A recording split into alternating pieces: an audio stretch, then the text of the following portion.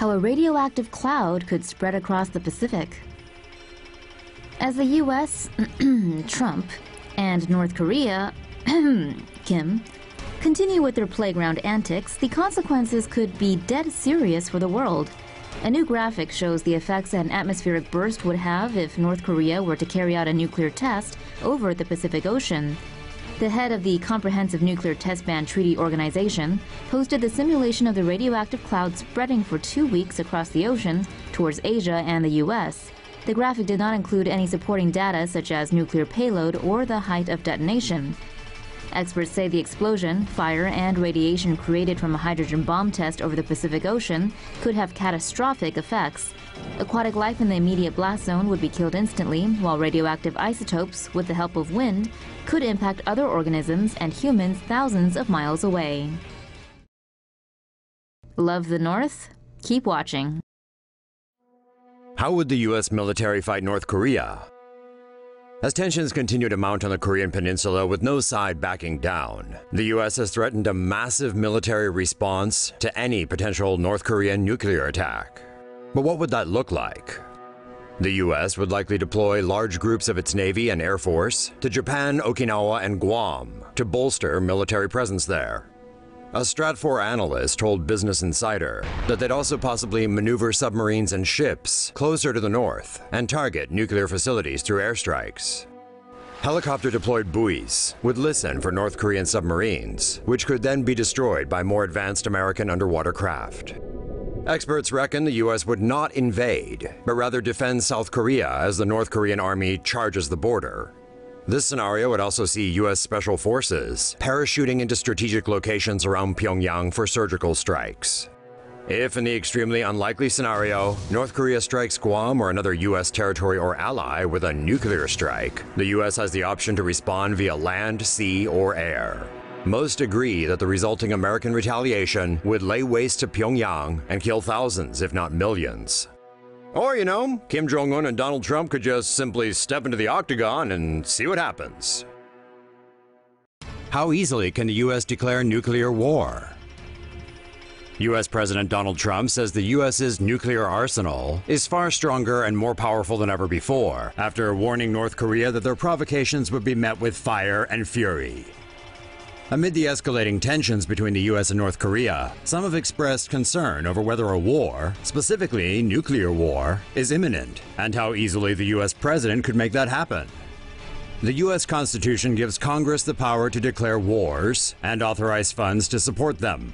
The president would normally appeal to Congress for authorization if he wants to declare a war. However, the president also has temporary authority to use force for up to 60 days without congressional approval. Even though the decision cannot be opposed, Congress can choose to cut funding if it believes the military engagement is not in the best interest of the country.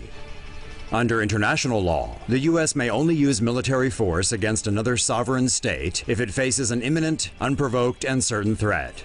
The U.S. may use force in anticipation of that attack, but it cannot declare war based on potential threats. Or the U.S. could declare war after receiving authorization from the UN Security Council, in which it serves as a permanent member. However, other permanent members, such as China and Russia, could use their veto power to prevent the U.S. from taking action. The U.S. and North Korea came very close to war in 1994, after Pyongyang announced its intention to withdraw from the Nuclear Non-Proliferation Treaty. The crisis was reportedly resolved after a top-level diplomatic meeting of former U.S. President Jimmy Carter and former DPRK leader Kim Il-sung. North Korea's military might. With tensions ramping up on the Korean peninsula, perhaps it's time to assess just exactly what kind of heat Kim Jong-un is packing. According to the Telegraph, North Korea is believed to have more than 1,000 missiles of varying ranges. North Korea's short and long-range missiles can strike South Korea and Japan. Washington says Pyongyang is also developing a missile that will be capable of reaching the continental United States. North Korea is estimated to have enough plutonium to build as many as 6 nuclear bombs. Experts say it will take North Korea up to 10 years to fit a nuclear warhead to a missile capable of reaching the U.S. North Korea is believed to be able to make most kinds of chemical weapons. South Korea says the DPRK also has biological weapons, but it is unclear if they are ready for the battlefield. Military service is mandatory in North Korea for men and women, and the army has more than 1 million troops. The army relies on outdated Soviet tanks. The navy has more than 70 submarines and 3 frigates. Most North Korean Air Force planes are outdated Chinese fighter jets, although it does have a small number of more modern Russian-built jets. The cyber warfare threat from North Korea is centered around an organization called Bureau 121, which boasts up to 6,000 hackers. Most of its attacks are targeted at South Korea. So that's the kind of hardware Kim Jong-un has at his fingertips. Let's just hope he brings an end to all this military madness before people get hurt. Everything you need to know about North Korea's latest nuclear test. North Korean dictator Kim Jong-un took a break from not pooping at the weekend to make some boom boom. Big boom boom.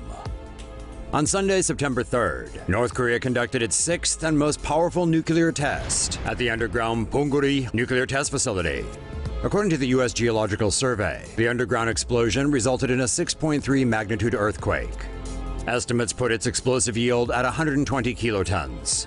For comparison, the little boy bomb dropped on Hiroshima in 1945 had a yield of 15 kilotons. The recent North Korean test was 8 times stronger than that. But it's just over a third of the power of the recently tested U.S. remote-controlled nuclear bomb, the B-61-12. That holds a maximum yield of 340 kilotons. Meet the Castle Bravo. This had an explosive yield of 15,000 kilotons when it was tested in 1954. It's the most powerful American bomb to ever be tested, but it's not the strongest. This is the Tsar Bomba. This Soviet super nuke was tested in 1961 and had a blast yield of 50,000 kilotons. That's 400 times stronger than North Korea's latest test. But don't think that makes the North any less dangerous, because turning a test bomb into a deliverable nuclear payload is quite the challenge, and it looks like the North might already be there. There is speculation this weekend's test bomb will form the warhead component of the Hwasong-14, North Korea's intercontinental ballistic missile. This ICBM can reportedly hit Alaska. Over the weekend, the United States threatened a massive military response against the use of such a weapon against the US or its allies. Interestingly, President Trump is considering stopping trade with any country that does business with North Korea, aka China, because without the People's Republic's support, the North Korean regime would collapse.